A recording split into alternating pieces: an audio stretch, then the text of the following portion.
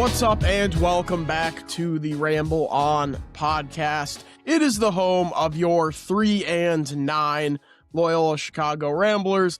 My name is Zach Coe. I am joined, as always, by my 5-star co-host, George Gabra. George, last time we got together here for recording, about 10 or so days now ago, we were talking about momentum and the potential for a winning streak and setting ourselves up nicely to go into this Bay Area, California trip with some momentum, with what should have been a softer opponent in Chicago State, and how naive we were to think that the Ramblers weren't going to go 0-2 against the Northeast Conference, because that all came crashing down with a loss to the Cougars. And now we're going to have a completely different tenored podcast where we're going to get into the direction of the program, where things are heading and whatnot. But how are you feeling after an 0-2 stretch since the last time we recorded? Terrible. We went into this Chicago State game looking for 3 in a row. We were feeling a lot better with winning 2 games in a row and playing better basketball. And then you go play a Chicago State team that's probably one of the bottom 10, 15, 20 teams in the country, and you just get embarrassed. It's not like we were winning and we blew it late. We were outclassed the entire 40 minutes at home against a team from the NEC, which shouldn't have any business not only competing against us, but beating us. We should win that game by 20-plus points every time we play them. They beat us by 9 points. They won both halves. We weren't even competitive in that game. And then you go to the San Francisco game last night. Played a little better offensively, but the defense once again was just atrocious. This team is not very good at all. I think we were getting ahead of ourselves, and we, as fans, like a lot of fans do, they want to be positive about their team. But I'm at the point now where I think this is going to be a lost season. I don't know how many games they're going to win. They've only won 3 games thus far. I'd be surprised if they win above 6 or 7. I think they're only going to win a couple of games in conference. I think this defense is that bad. The shooting is that bad. The team is that bad. It's very unfortunate, but this is just a bad basketball team, pretty plain and simple. Yeah, I was going to say, I think hitting 10 wins at this point might be a pipe dream. Like, when you look at the schedule the rest of the way. I don't think that's happening. Yeah, even like, so you have Santa Clara, where we don't have a line yet, obviously, but they're probably going to be pretty comfortable dogs in this one. They were 12.5-point dogs to San Francisco. Obviously, they didn't cover, move to, what is it? You said it earlier, 1-11. 1-11. Yeah, 1-11 against the spreads. I would venture to guess that line against Santa Clara is going to be in the 15 to 20 range, maybe like 17.5. So, well, whose line it is in anyway? 17.5 is what I'll go with there. So we'll see if I nailed it. But then, yeah, like you said, like there is no such thing as an easy opponent when you go 0-2 against Mercyhurst and Chicago State. But just looking at the conference slate, you play LaSalle and you play Fordham. So maybe there's 2. You play St. Joe's twice, so maybe you split those. So, yeah, I think maybe you were dead on there with 6 or 7. Yeah, I think 6 or 7 would be the high point. I still don't understand what that joke means, but I don't 6, 7, yeah, I know they do this with the hands, but 6 or 7 wins, I think, is probably about what this team is going to be. I don't think they're going to go winless in conference play because there are some bad teams you just mentioned in Fordham, LaSalle. St. Joe's is down this year, so there are going to be some winnable games, but when they play the good teams in the conference like George Mason, like St. Louis, those teams that are, I believe they're 10-1 right now, both of them are the combined 20-2. Those are games where I just think it's going to be a bloodbath and we're going to get killed, and that's just not something this team should be. We thought that this team was going to be one of the best in the conference, and we predicted 27-4, and I think this is very unlikely. There is a chance that they could go 4-27 though, because they're currently 3-8, and I don't see many more wins on the schedule. But again, it's just been a disastrous start to the season, and it looks like after we had a little momentum and we had some confidence, after you lose to Chicago State and you go 0-2 against the worst conference in the country, the NEC, I believe, is the 32nd conference, and there's only 32 conferences in Division I college basketball, and you go 0-2 against them, including a loss to a Chicago State team, which again, bottom 10 team in the country probably, and you just get outclassed at home. They should be embarrassed. I think they are embarrassed. Maybe we thought that they could go in to San Francisco. Yeah, I don't know. I don't know if they are, because then they go into San Francisco and they give up 85 points to a San Francisco team who's also down. There's no defense. You go 3 for 18 in that game from behind the arc, and on a team that Drew said was his best 3-point shooting team that he's had Obviously, that's not the case because these guys can't shoot the ball from deep. It's just been a disaster of a season, and I don't think it's going to be getting any better anytime soon. No, definitely not. We've been dancing around it, so we can just dive into this Chicago State loss. It's a team we said it over and over and over again, whether it be previewing the game a week ago or talking about them in our preseason. Team that hangs around, Chicago State. They hang around. They obviously have a chip on their shoulder every time they come into Gentile to play you. They always play you tough. It had never gotten to the point where they might have given you a scare every now and then, but never gotten to the point where they actually beat you.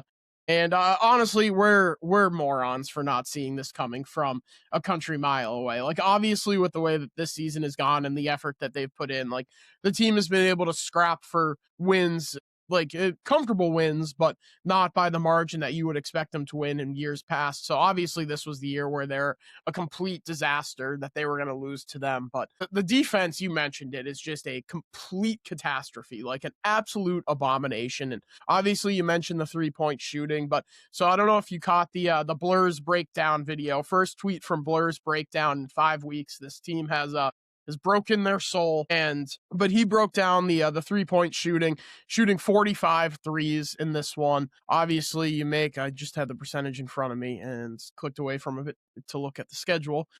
You shoot 29, 29%. yeah.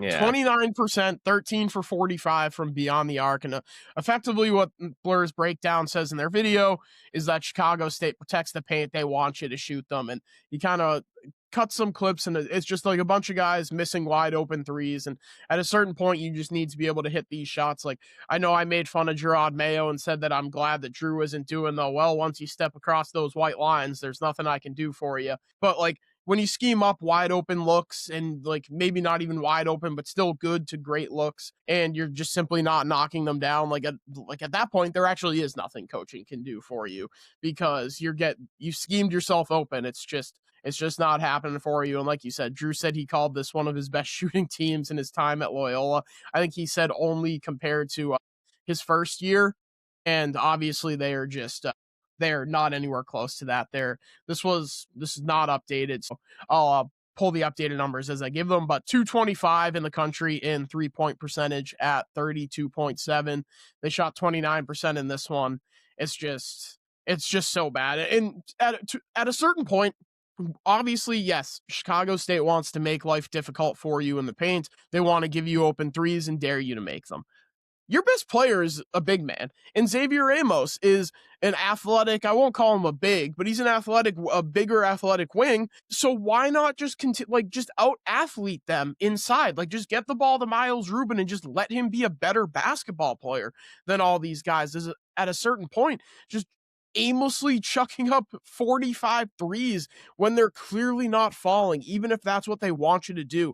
Like, at some point, there needs to be an adjustment made of like, okay, like, they're giving us what we thought they were, but we're not executing at a high enough level to win this game. So let's go out and do something different. And that's where I have some nitpicks with the coach, and we're going to get into the coaching discussion here shortly, but I can't for the life of me understand how you can go however long in a game shooting sub 30% from three and be like, fuck it, bombs away. Yeah, we said in the 2 previous wins how when the 3 wasn't working, they went back to just getting the ball inside and getting higher percentage shots. They went away from that in this game and only making, 29% of your threes, and you shoot 45 of them.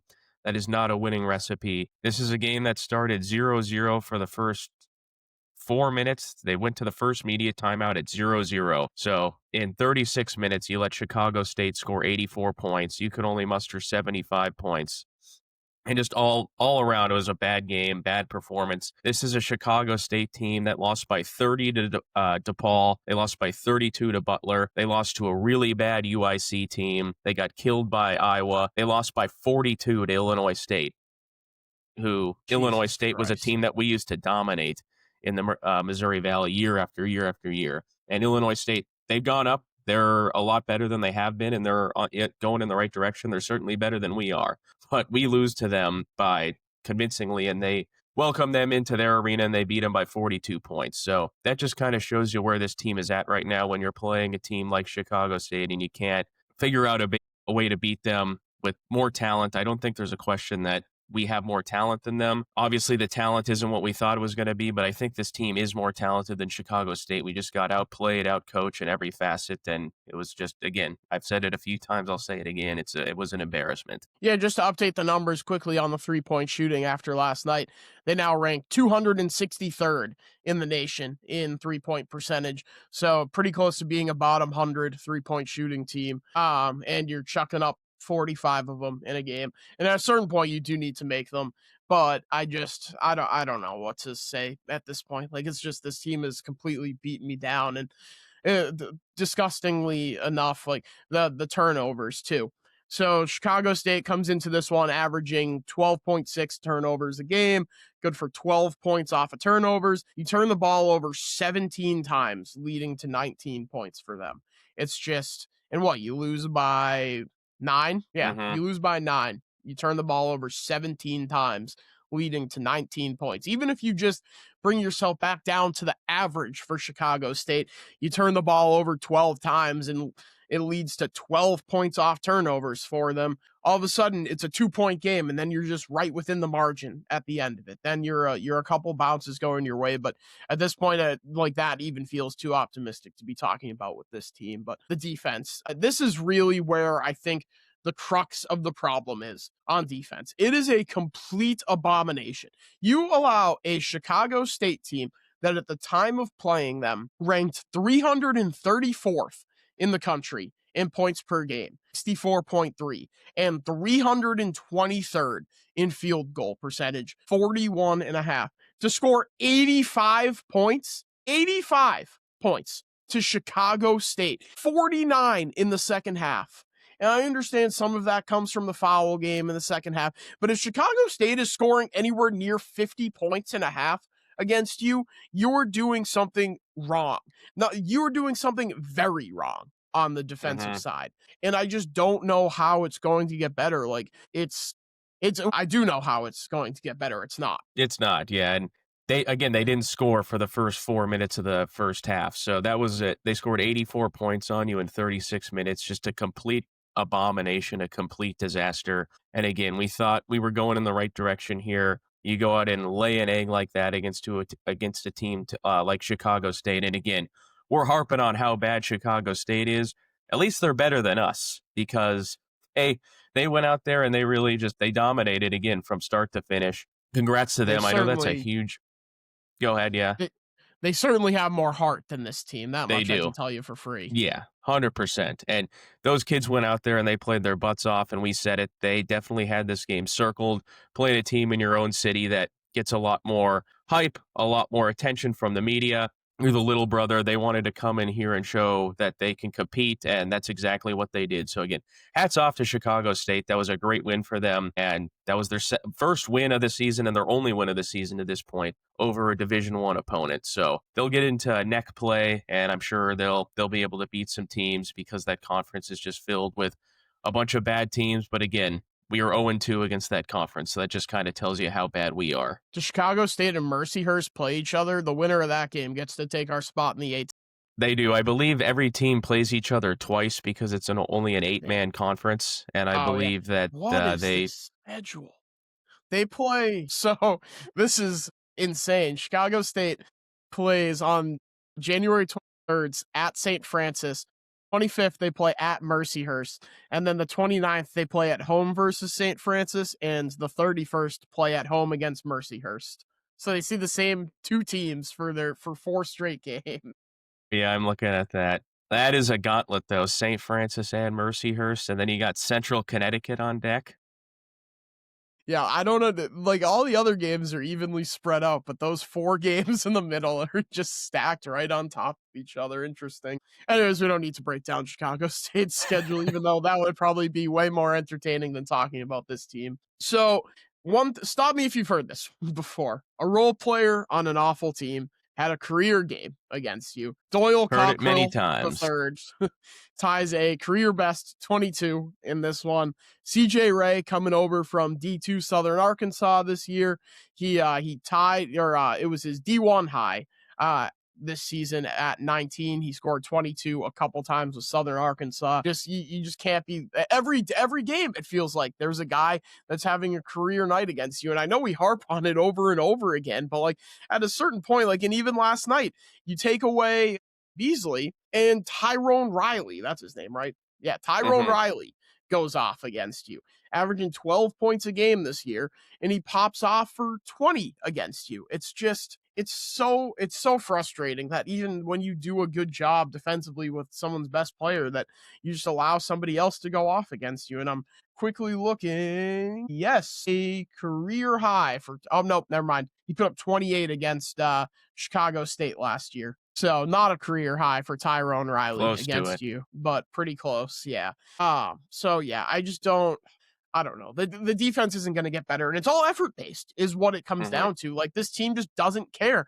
And Sudi and CT do a great job, and I'm sure it's just as hard as it is for them, or just as hard for them as it is for us to have to come on here and do this podcast the same way it's tough for them to jump on and call the game, especially when you're talking about games like Chicago State, games like last night where they really weren't in it at all at any point and level with them. But one of the things that they do a great job doing is saying they sit in on the film sessions, especially on the road. They're there and they're seeing it. CT said it's like the coaching staff is handing the players the test a day before they take it. And then they just say, oh, don't care. I'm going to go do what I do. Like, I'm just going to go do whatever I want. So, like, struggle to blame the coaching staff, especially when it's the most of the issues stem defensively. Obviously, I can nitpick things offensively, and I have, and I am going to continue to do so throughout the rest of the year. But when these guys simply just don't give a shit, I struggle to blame coaching. Yeah, the defense is just pathetic, and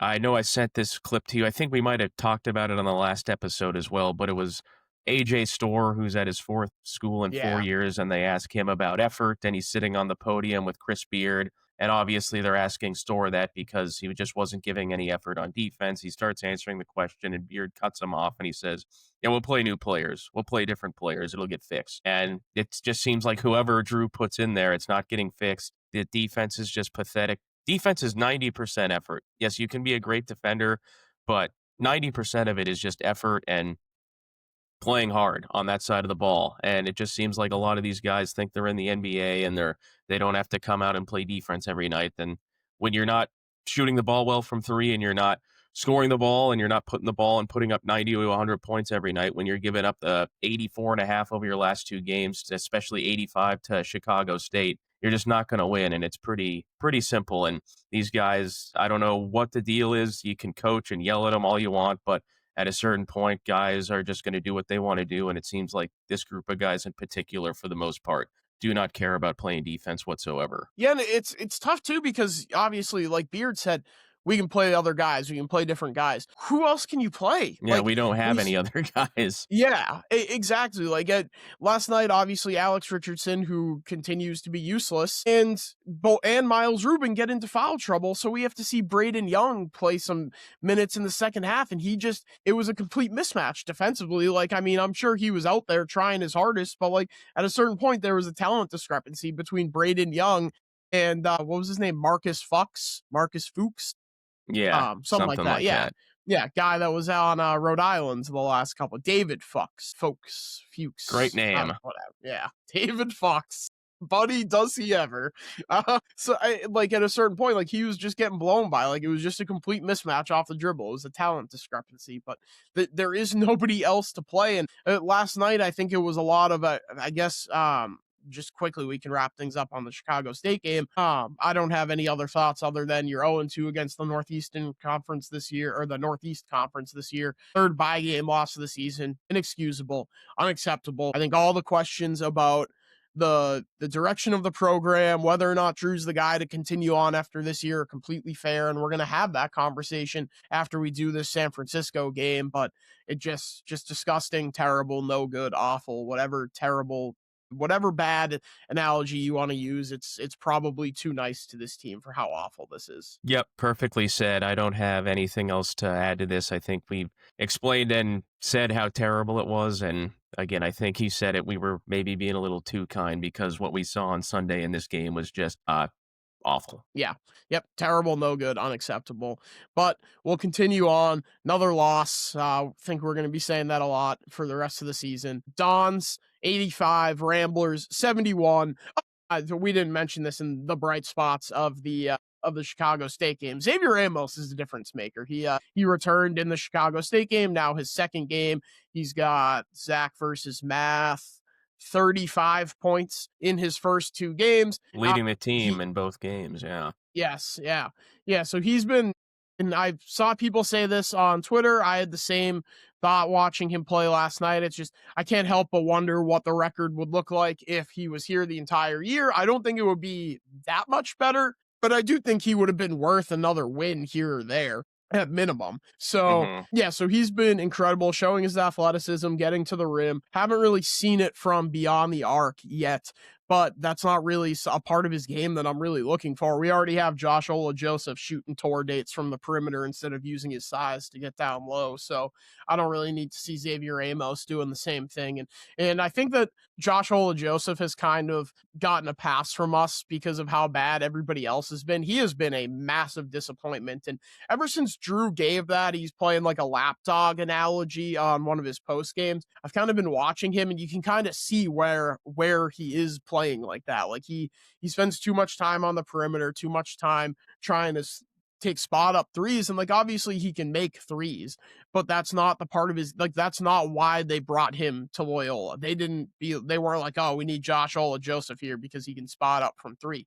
They brought in plenty of other guys to do that. So to have him in, I think that's part of the rebounding problems. I think that's part of the defensive problems. I think that's part of the offensive problems. He's been a massive disappointment. So hopefully Amos can continue asserting himself like he has been, and actually play to his capabilities and play to the style of play that Loyola brought him in to play. Yeah, he's been great over the first two games that he has been healthy and able to play, averaging 17.5 points per game, again, leading the team in both games that he has played in. And Joshua Joseph, again, very disappointing coming over from Cal. We thought big man who can shoot, he was going to fit right in with this team, and he has not done that. He has been very, very bad, like you said. He's averaging just 6 points and 3 rebounds per game. He's only shooting 34%, which is just not good at all. So having Amos in his spot, I think if he, again, you said it, if he was healthy the entire season, I think instead of 3-8, maybe we're 4-7, maybe even 5-6. But without him, and it didn't help in those games because the rest of the team was just awful around him. But again, just having him back, hopefully that makes some sort of difference. But again, there's not much you can do when the rest of the team is just not very good whatsoever. Yeah, this one, another 50-point half for a Loyola opponent. USF, thanks to some red-hot shooting from beyond the arc, puts up 50 on the nose. The first half of this one, defensively, it doesn't take a basketball genius, which I certainly am not, to figure it out, but guys losing track of cutters, just falling asleep on the defensive end, screens going under them, leaving wide open threes that they were obviously, like I said, knocking down. They hit 53% of their threes in the first half, 9 for 17. And for the first, I want to say 10 minutes, I don't know if they missed a single three. So it's one of those things where it's not going to get better because that is something where I think it can be a little bit coaching, going under screens instead of trying to fight over top of them. But as far as just falling asleep and losing track of your man as he cuts to the basket, like that's effort based. Like that's just, like I said, it's exactly what it is. It's falling asleep. So I don't know how much that's going to change. What else do you got on the San Francisco game? My brain is in an absolute blender on this one. I'm so annoyed and frustrated. And I think that when I'm watching the games, I don't get as frustrated because my expectations, like the worst thing for me that I can be as a sports fan is empathetic, Mhm. maybe that's not the word I'm looking for, but I don't think that's the word I'm looking for. It'll come to me. Okay. Apathetic, not empathetic, apathetic. Jesus, words are tough. The worst thing I can be is apathetic. Like I turned on that game last night and I was like, well, gonna watch this game. They're probably gonna get their teeth kicked in, and I'm gonna go on about the rest of my day. Like I saw Dr. Rambler on Twitter was like, I'm standing up in my living room and like we just hit that three and I started clapping like we're about to mount a comeback. Like I don't know why I'm doing this to myself. Like I was doing that to myself I held on for way longer than I should have. And I even on the last episode was ready to be bought back in. If they came in and beat Chicago State and then either played tougher against San Francisco or stole one on effectively on the road, I would have come into this one like, we're back, here we go, like now we go, we figured it out. But no, I'm no longer holding on. The game ended. I listened to Drew's post game. I listened to Sudi and CT on my drive home from work, and I closed it and went on with the rest of my night. It wasn't something that I was going to hang myself up over, which is something that I would have done in the past. Like if they lose a game in years that they're good, it ruins my night.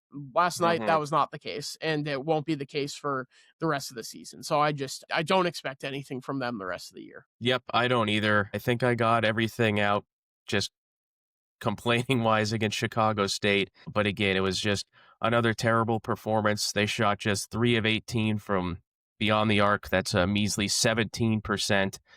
We did rebound them 32-30, and we only had 5 turnovers, but we only forced 4 turnovers ourselves. So when you're not forcing turnovers, that's going to lead to an 85.4 performance for San Francisco. But again, I'm the same way. When they would lose in a season that they were good, like last year when they were a top 3 team in the Atlantic 10, they'd lose a tough game, they'd lose a close game, it would ruin my day. I'd be upset about it. Now, last night they go out, they don't get kicked, they don't get their ass kicked, but they certainly weren't very competitive. And it was like, well, like they're not very good this season, and that's that. And I'm hoping that they can get better. But again, I think they're so bad and they're just so far gone at this point that I'm not expecting much of anything to improve. Yeah, and you mentioned the 3-point shooting. I think last night was actually the offense. It was as good as it's looked in any of their losses, and even some of their wins, I would say. They did a lot better of a job getting to the rim and attacking the basket. They only took 5 threes in the first half. Of course, it was only 1 for 5, so 20% from 3, but you take 20 shots from the field, and it's kind of everything that I have been begging them to do is just if the threes aren't falling, just leave them alone. Just attack your best players, your big man. And Miles Rubin got into foul trouble in this one, and they still did a really good job attacking the basket. He only had 4 points in the first half as a whole, played 16 minutes after picking up 2 fouls. But Xavier Ramos, like we said, he was 3 for 6 from the field, 4 for 4 from the free throw line. Cade Dotson did a much better job getting downhill and getting himself to the free throw line and finishing at the rim. He was 3 for 3 from the field, 4 for 4 from the free throw line. And something that stuck out to me on him is I think that he's starting to figure it out. I think defensively, he's limited. We know that, at least right now. But offensively, he's doing a lot better job of getting into the style of play that Drew has been talking about him. Like, if you've heard Drew talk about Cade Dotson throughout the season, whether it be preseason or even in just his postseason or his post-game sit-downs, they want him to play. I want to say they said bulldog is what they want him to play like. But I forget. Drew loves dog analogies. Yeah.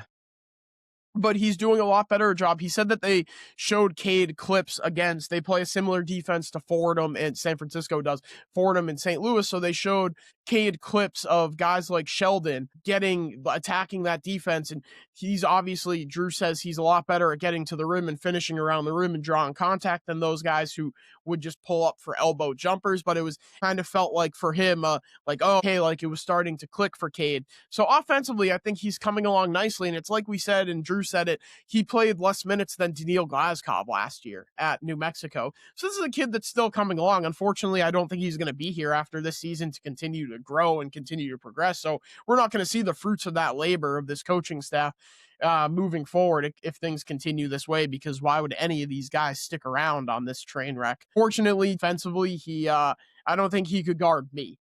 So it's tough to see on that front, but I don't think it comes from a lack of effort. I think that just comes from a young player having growing pains. And it's similar to how we were talking about Chuck Love earlier in the season, Chuck has seen his minutes decline pretty substantially as he continues to learn and continues to grow. But it's putting so much on these young guys' plates. It's like, it's hard to really nitpick them. Yeah. And that only applies to those two guys, but. Yeah, I mean, Dotson, he's been a lot better, and again, I think it takes time, and he didn't play very much at all at New Mexico last year, and he's come over, put up 13 points in this one, and that was great. Yeah, sometimes it just takes time for these guys to kind of get into a groove, and you're going to go through growing pains as a young player. One guy who has been fairly disappointing, I would say, as of late has been Daewell Tavares. He only made 1 3 in this game. He's been on and off. He had 17 against Chicago State, but then against Princeton, he only had 6. Central Michigan, 11. San Jose State, 9. So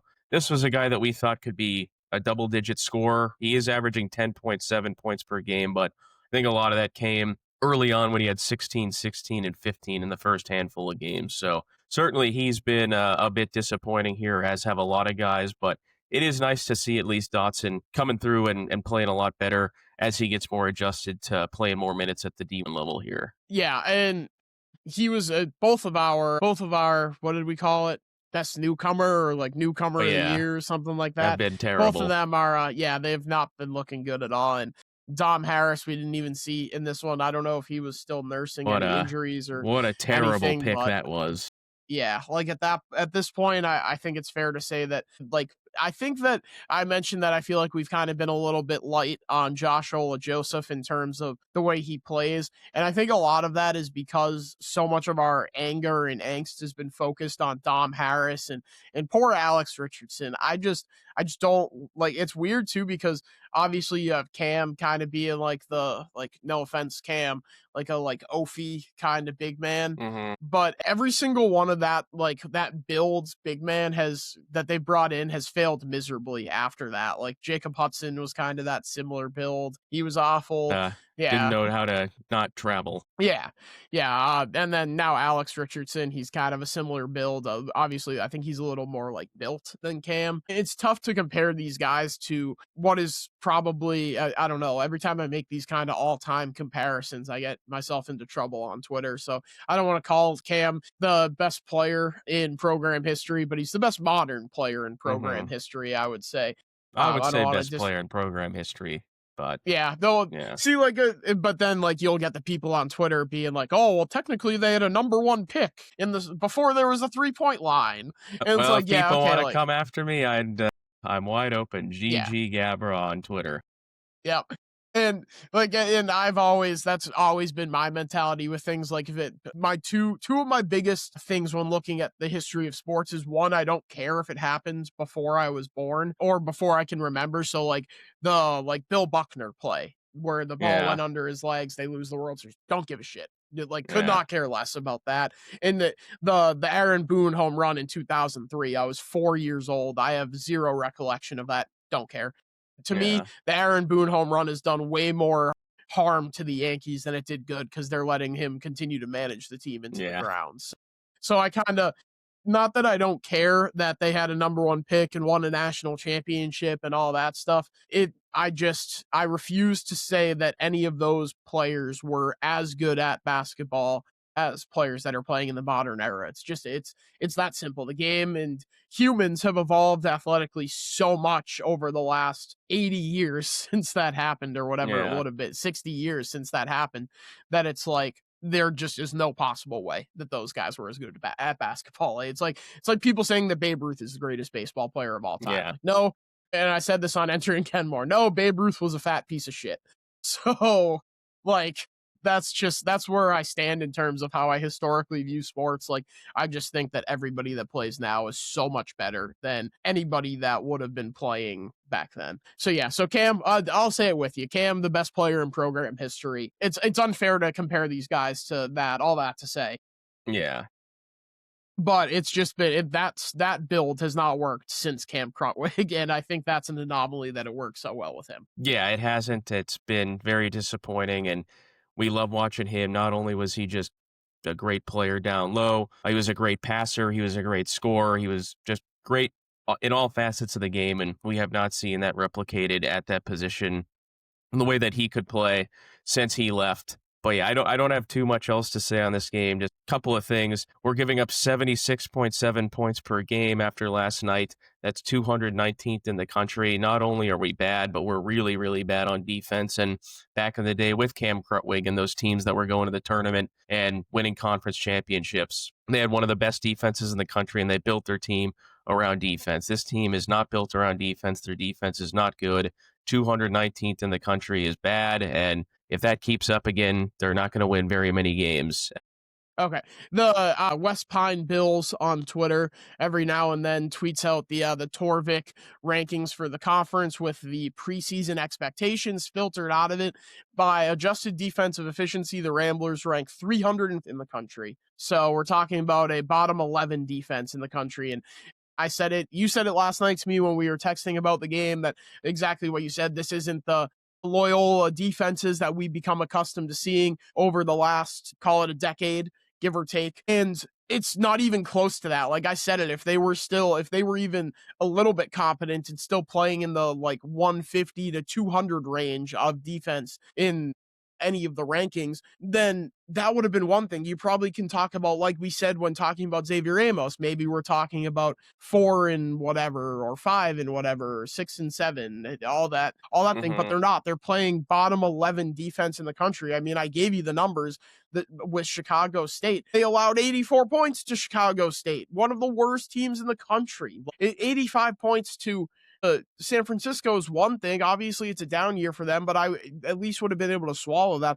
But it was what, 49 points in the second half for Chicago State, and then 50 points in the first half for San Francisco. So we're talking about 99 points in the first in a game in their last two halves played at a certain point. Like it's a catastrophe. Like it's not only like I said, it's not only a dissimilar game than or a dissimilar defensive team than we've seen in the last couple of years. It's a bottom 11 defense in the country. And like for this program that was founded on that, it's like honestly, it's maddening that they continue to be this terrible. And it's simply effort based. Like honestly, like I can count on one hand the guys I'd like to see back on this team next year. And honestly, we're probably looking at like pretty close to full roster Yeah, again, it's just been defense has been terrible, I think. You said it right there. Maddening is a perfect word to say it because you just watch them and some of the effort and some of the plays that they make on that end. It's just like, what are we doing? This is not what I'm used to when I'm watching Loyola basketball, and it sucks.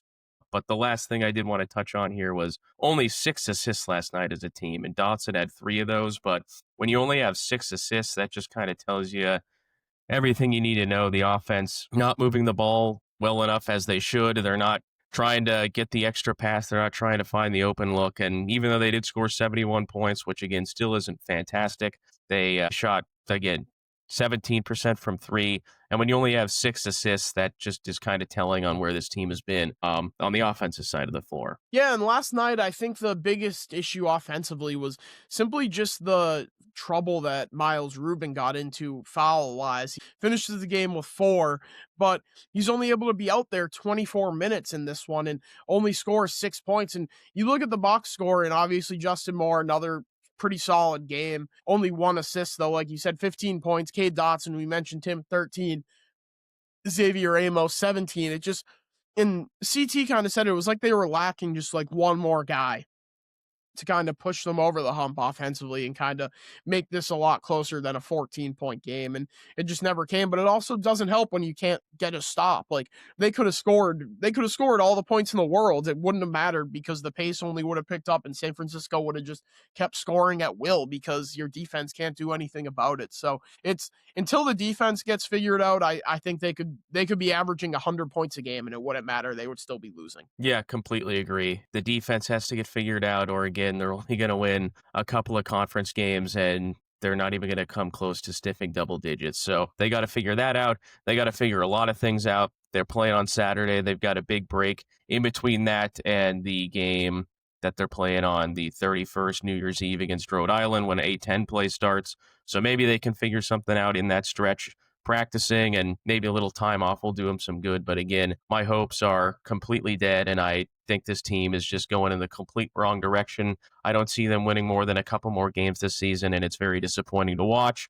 I'm still going to watch because we're big fans, but it sucks because I love college basketball, and when your favorite team is this bad, it's a bummer. Yeah, I was saying, I watched the game at work last night, and I was talking to a kid I work with, and I was like, oh, such is life when you're watching one of the, like, at first I was complaining about, like, I complained about the no call on Kamani turns into a Mm-hmm. 5-point swing. He goes up for a putback. Defender gets all arm. No call. They go back on the other end, hit a three. And I was like, oh, like, how are we going to miss that? And he was like, what are you complaining about? I was like, yeah, you're right. I don't know. This team is terrible. I Like, know I it's don't like I know. watched the game, and even at the game watching on Sunday against Chicago State, in the first half, I was like, "What the hell are we doing? How do we look this bad against this team?" And then it got to the second half, and it kept happening. I was like, you know what? I need to not get so worked up about a team that's this bad. I just need to accept that they stink. It's going to be a down year, and hopefully, it's a lull on the way back up to playing better basketball. But it is what it is, and I think we're both at the point now where we can't get too upset because that's just the team. They're not very good. Yeah, right. So I guess that is a good way to lead us into this conversation. I think that a lot of people are, and it's something that I got skewered for last year. And now, weirdly enough, I kind of find myself on the opposite ends this year with the coaching. And it seems like everyone is pretty much seen enough of Drew Valentine as far as this year goes. Like, I know people are calling for him to be fired mid-season. I forget who it was. I saw someone on Twitter. If this was you, I apologize that I didn't bookmark it so that I could give you your proper credit here. But I saw someone on Twitter say, I talked to a source that I had within the organization and asked about, or within the university, and asked about Drew potentially not making it through the season, and they said that's SEC football shit. So Yeah. I think that that ship has sailed, and like, to me, I don't really understand, at least in terms of Loyola, like a program like Loyola getting out in front of coaching cycle like this, because so much is going to change by the time you fire him. And also, I've seen this floated around a bunch. They don't have anybody that's interim head coach worthy on this coaching staff. And I think that obviously it's been talked about it's been harped on at this point on Twitter, and we've talked about it a bunch, etc. But the loss of Sean Dwyer, who obviously headed over to sorry, I dropped my phone. Headed over to Phoenix. Took a job at being an assistant in the NBA. That's obviously a lot bigger of a loss than we've given it credit for, or we had given it credit for when it happened. I just don't know that I can get on board with moving on from Drew when, like I said, like, I think so much of it is just bringing in the wrong guys. And on the flip side, you can say, well, who brought in those guys? And it's true. And that's true. But I don't know that you can pin them just getting a bag and not caring solely on the coach. Like, and I think that's more of what we're seeing than anything else, is just a bunch of guys who in today's era of college basketball got their bag and don't give a shit anymore. Yeah, and that's unfortunate. I think that's what we're seeing here a lot with these guys. They get their money, and then it's like, well, okay, I can kind of half-ass it the rest of the year.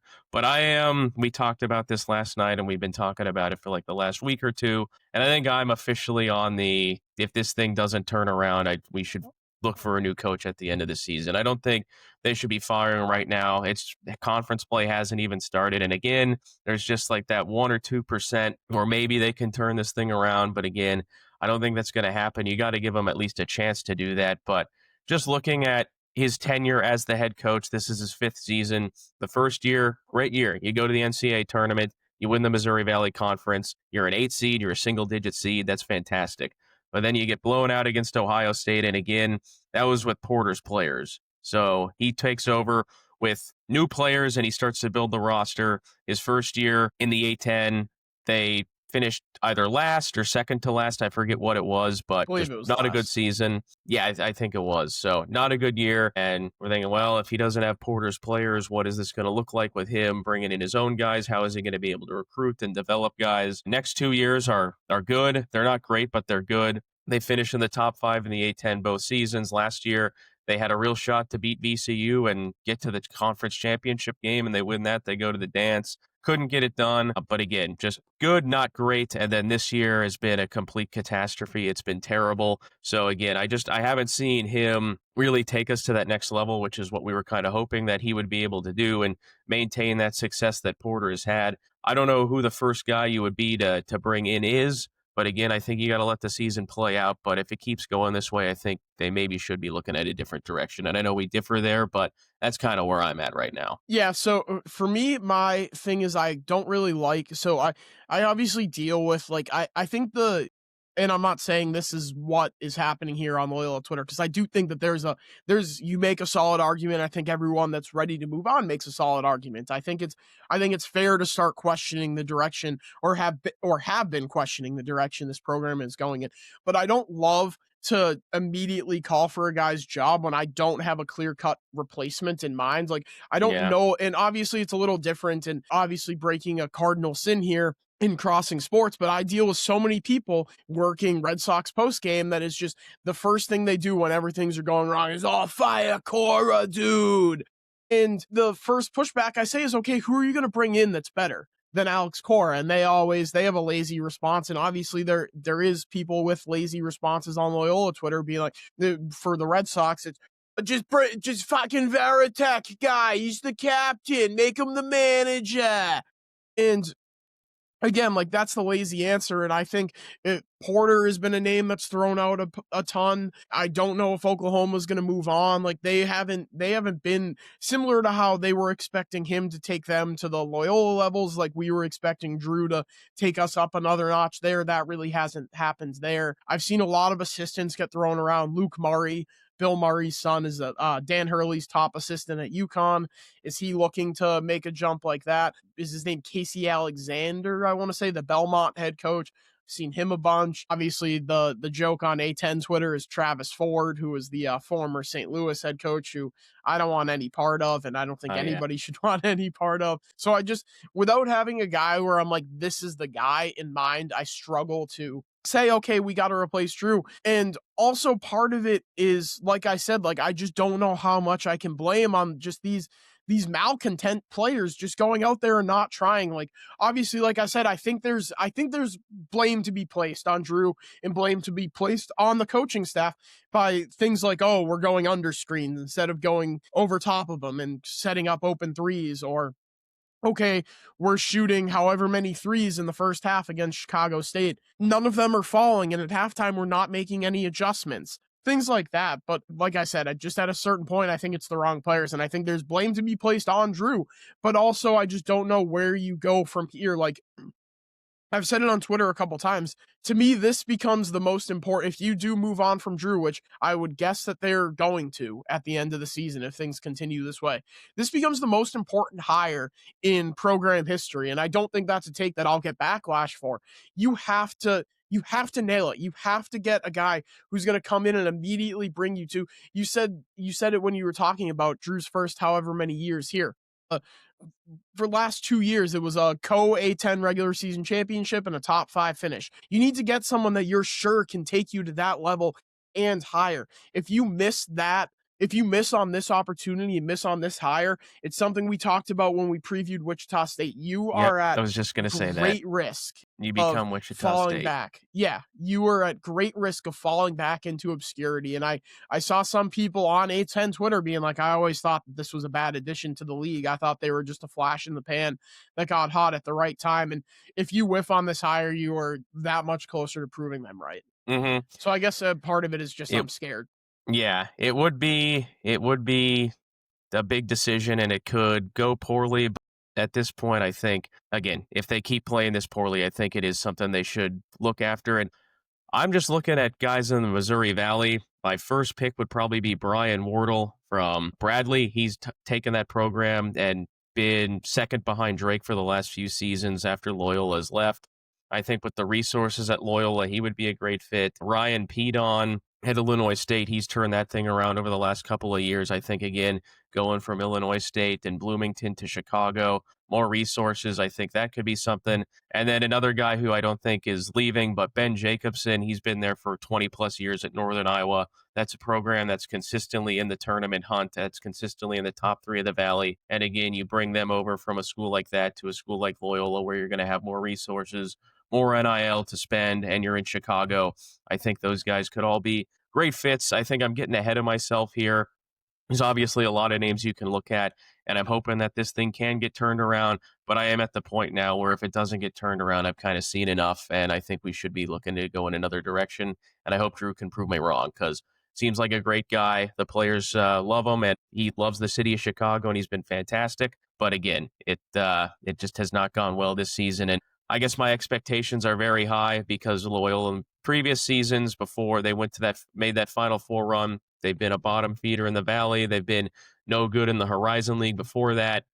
And now they're struggling a little bit, and we're calling for the coach, or at least I'm calling for the coach's head at the end of the season if it doesn't turn around. So maybe that makes me a little spoiled, but I've been a Loyola fan since they got good because that's right when I started attending the university. So that's just me, I guess. Yeah, no, and like I said, I see the merits, and I think I kind of right there at the end kind of got to the crux of why I'm not like super like 100% on board with moving on. Is just we haven't seen Steve Watson like the when Porter left, it was a ready-made plan. It was Drew was the heir apparent. It was we Hmm. know obviously after the Final Four we had the St. John's rumors with Porter, and so it was only a matter of time until Porter left for greener pastures, and he ultimately did that in Oklahoma. But it was simply just okay. Whenever Porter moves on, we have our guy right here in Drew Valentine. So I'd be interested to see how this administration kind of handles the hire. And obviously, we know, given what they're spending on the roster, that resources is not an issue. It makes me wonder after this season where we know what they're spending, top three is what's rumored in the conference. If they kind of look at things and be like, okay, well, that didn't work, so maybe we should cut back on our spending. I hope that's not the case because I think that that would be compounding errors. Like you obviously brought in the wrong guys with the money that you're spending. But if your solution to that is simply, oh, well, we're not going to spend any money at all anymore, I think that's also a losing recipe in today's college basketball. So it'll be interesting to see what direction they go. And I don't know. And like you just on Brian Wardle, who you mentioned as one of your guys, it's just, I struggle with him just because like he hasn't had that next level success. Like he hasn't been able to overcome the hump. And like obviously he's taken Bradley to a certain level, but at a certain point, like he's been unable to get over the Loyola hump, Yeah, the that's Drake true. hump, obviously I think they won that 2020 NBC tournament, right? They would have gone to the tournament if that didn't get canceled. They did, and they also won the tournament. I don't know if he was there at that point because it was a long time ago, but that was the year they beat us in 2019, and they I think he was. got killed by Michigan State the first round as a 15, I believe. But that is a good point. And again, I don't know. We got a lot of season left. The season's not even halfway over. It's just been so bad to this point and so disappointing that I don't really know what to say. It's been a bummer so far. Yeah, yeah, definitely. That's the best way to put it. I just don't. Yeah, I don't know what direction they go, and it'll be interesting to see because, like I said, I think if I were a betting man, which I am, I would say that if the season ended today, Drew Valentine would not be the head coach of Loyola. And I think that sucks for a number of reasons. Obviously, we were looking for continuity, but I also think when you're looking at a new coach, like a lot of people are saying, "Oh, well, the culture is dead. The culture is dead." And then looking when suggesting other names, guys who have no connection to the program. So I think you either need to pick a lane. Do you want to go with, and I saw somebody on Twitter say, like, oh, what about Clayton Custer? He's been an assistant at Oklahoma. To me, that's way too risky of a hire. A Hmm. guy who's only been coaching for however many years. I mean, what his last year at Loyola was 18, 19. 18, 19, I think. Yeah, you have a guy who's only been coaching for 6 years and you're going to bring him in to be like, okay, like we're a program who is on the verge of potentially falling back into irrelevancy. So we're going to take a first time head coach. And I think there is merits to picking a first time head coach. Like I mentioned, Luke Murray, top assistant at UConn, but that's the top assistant at UConn, a team Hmm. who's won however many national championships. Dan Hurley, he's a dickhead, but he's one of the best coaches in the country. And like that there's merits to that. This is his top assistant, his top paid assistant. So you're gonna have to open up the checkbook if you want that. And I think it's kind of a maybe not lazy because I do think it takes a certain level of research and like looking into things to figure out who UConn's top assistant is. But it's Bill Murray's son. So like obviously Chicago connection there. Like I Hmm. think that out of all the names that I've seen personally floated, that's the one that I like the most. But I also think that, like I said, like you need to pick a lane. Like, are we going back to the culture that got us to the Final Four, that got us to the Sweet 16, that got us to be a nationally recognizable program?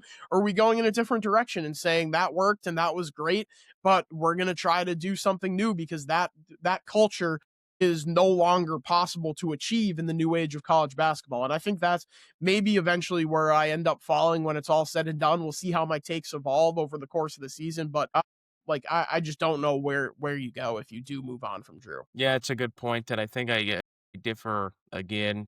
Even no matter if they don't win another game, I don't think that they're going to fire him after this year. Even though I think they should, if that's the case, I think he'll be on the hot seat entering next year, and if the same thing happens, then he'll be gone. But I think he's safe at least for after this year, even if a lot of people don't think he should be. So Well, we've got isn't a it? lot of time here.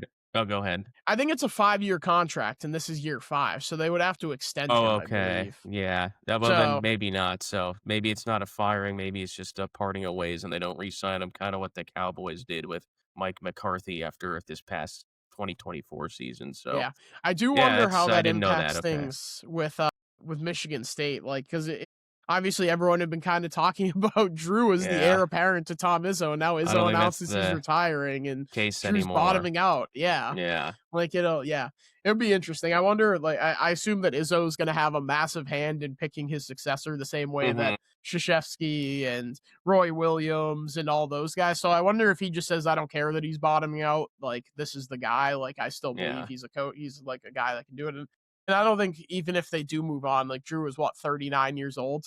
Like Yeah. his coaching career isn't over by any stretch. I Oh, still yeah, think he's he got can a be a successful coach. long way to go. It's Yeah.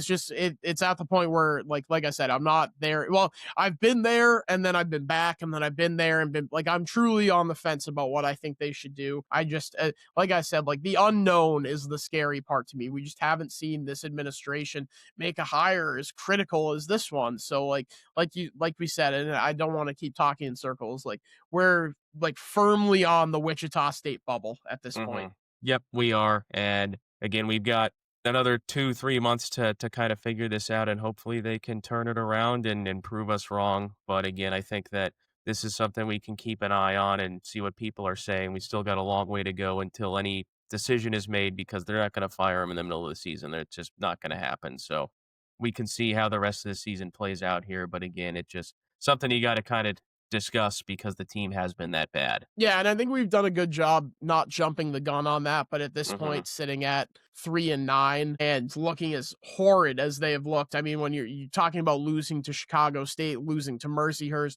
losing to Northern Illinois, like if you slip up on one of those, it's like, oh fuck, what is happening Yeah. here? But to lose all three is just unacceptable, inexcusable, all those things. And I think it's perfectly fair to be talking about job security. But we'll have to see how the rest of things play out, Hmm. and they'll start to play out the rest of the way on Saturday in Santa Cruz. They went from playing in the Warriors Arena to playing in the G League Warriors Arena, the Kaiser Permanente Arena, against, like I said, the Broncos of Santa Clara. That one goes down 4 o'clock Central on Baller TV. I probably will not be spending the $10 on Baller TV. I will be listening to friends of the program, Duty and CT, painting a lovely picture across the radio dial for this one. This team was good. I'd be paying the $10 no matter what. But I don't know that right around the holiday season I can be cutting a $10 check to Baller TV to watch the soon-to-be 3-10 Loyola Ramblers. So, what do you got on the Broncos? Yeah, I hate the Baller TV. They have games on there. It's very annoying. And then even when you try and find a stream, it's very hard.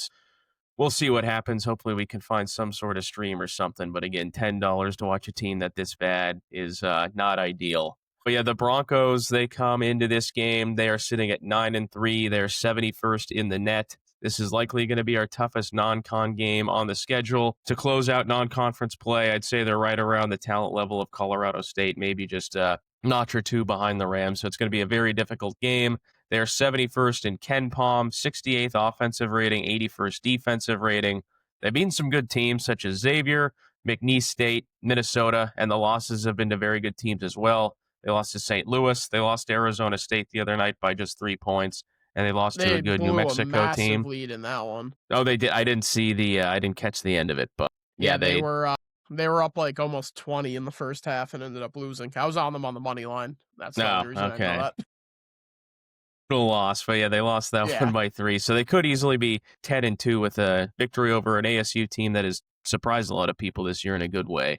They're coming off a win last night over North Texas, who we lost to. They only beat them by 3 points, so right around the same margin that we lost to North Texas by, but from the looks of it, it wasn't their best game. They're 108th in points per game, averaging 78.8. I'm guessing that they might go above that against our terrible defense on Saturday. They're 97th in scoring defense, giving up 71.1 points per game. Their top scorers are Christian Hammond. He has been fantastic. One of the best players in the country. He's averaging 16.6 points per game. And Elijah Mahi, he's been very good for them as well, averaging 13.8 points per game. These are two guys we're going to have to watch in the two-man game as well, because when they get into a groove like that, it's very difficult to stop them. And again, against our defense, that two-man game could cause a lot of problems for Loyola on Saturday afternoon. It's going to be a very tough game here against a very physical team. We're going to have to play one of our best games of the season, probably our best game of the season, to even compete in this one, in my opinion. And judging on how we've been playing the last couple of games, you said, I think 17.5 was your guess on the spread. I'm going to guess it's going to be somewhere around like 20. And I think, unfortunately, I think we're going to get our teeth kicked in this one, and we're going to come home on Saturday with the long 4-hour flight with not a happy mood with that break coming up. Yeah, and it's one of those things where the defense, Elijah Mahi, it's a guy that Drew highlighted last night with Sudi and CT. He creates mismatches by playing the 3 and the 4, 6'7", 220 athletic guy. And CT's big criticism of the team has been they're an athletic team, and when you watch shoot around or when you watch pregame warmups and that stuff, you see a bunch of super athletic stuff, but it's not enough guys getting their athleticism into the game. Josh Ola Joseph is chief among them. I think he's probably the number one culprit of that. So can they find it in there somewhere to find a way to defend Mahi, not let him get his athleticism into the game, or at least neutralize it by using yours to your advantage, like instead of, like Drew said, playing like a puppy dog. And I think the addition of Xavier Amos probably helps that out, but we're still not seeing him play a full games load yet as he works his way back. It was only 27 minutes in this one. So as he slowly kind of gets back to 100%, maybe he's closer to that. Maybe he's closer to the 29, 30-minute mark in this one in his third game back, but who knows? Like I'm right there with you. I think this is one that it has the potential to get out of hand and get really ugly. Yeah, I agree with you. I just don't know what to say. If we play like we have been playing, that's what is going to happen no matter how good or bad Santa Clara plays.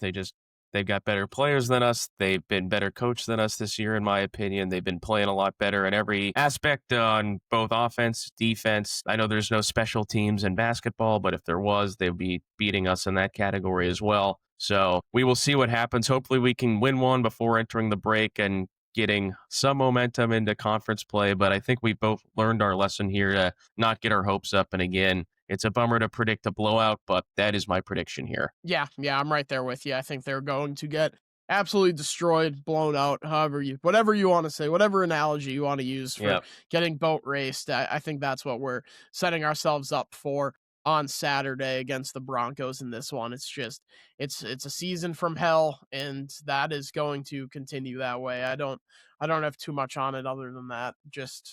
I'm ready for the season to end, which sucks, but alrighty, so I guess that's where we fall. I'm gonna leave that. Yeah, I don't have much more to say than just that little silence there too. Is just kind of how we feel. It's we play. We're probably gonna lose. Not looking forward to watching us get our butts kicked, but that's where we are. Yeah, it's pretty unfortunate that that's the state of this program. Where, like you said at the top, we had them going 27-4 at the start of the season, and 4-27 is very much still in play. It is probably unlikely, but still very much in play. Yeah, if you told me from this point on that they're only going to win one more game, I'd be like, who are they going to beat? I would be surprised if they only won one more. I think they're going to win again 2, 3, maybe 4 more. Yeah, but I would not be shocked if they only won one more game. Yeah, no, I wouldn't either. That would, if we fast forward to whatever the last day of the season is and be like, oh, this team is 4-27, I'd be like, yeah, that checks out. I think it would. Yeah. So, I don't know that there's anything else that can encapsulate how we're feeling and how the season has gone other than that little moment of silence after I just want the season to end. That'll do it for this one, episode 33 in the books. Thanks so much for tuning in to a little bit of a therapy pod. George, you have any final thoughts? Just in general? I don't. I think we said everything we wanted to say. It was a bummer to just be talking bad about our favorite basketball team for a little over an hour, but that's just the state of the program. And I'm not going to get my hopes up, but I'm hoping to be pleasantly surprised with a good performance and maybe a win on Saturday. So let's go out there and fight hard. hopefully play some better defense than we've been playing, and maybe we can steal one here. You never know. Yep. Yeah, I'm not I won't be holding my breath on I'm that not one. either, but But gotta have a little but optimism. maybe. Yeah, but maybe. So thank you so much for tuning in once again. This is probably the last episode you'll get before your Christmas. So Merry Christmas, Happy Holidays, whatever you're planning on doing. We here at Ramble On hope that you have a great holiday season. Thank you so much for tuning in. Make sure to follow us on all of our social media platforms at @co_Zach, at @GGGabra on Twitter, and at Ramble On Pod to find the podcast. We'll be sticking it out no matter what. This team could finish. They could take a win away, and they could finish 2 in 20 2 whatever. 29. Yeah, and we'll still be here breaking down the games, talking about it. So thank you so much for tuning in, and we'll see you again next time.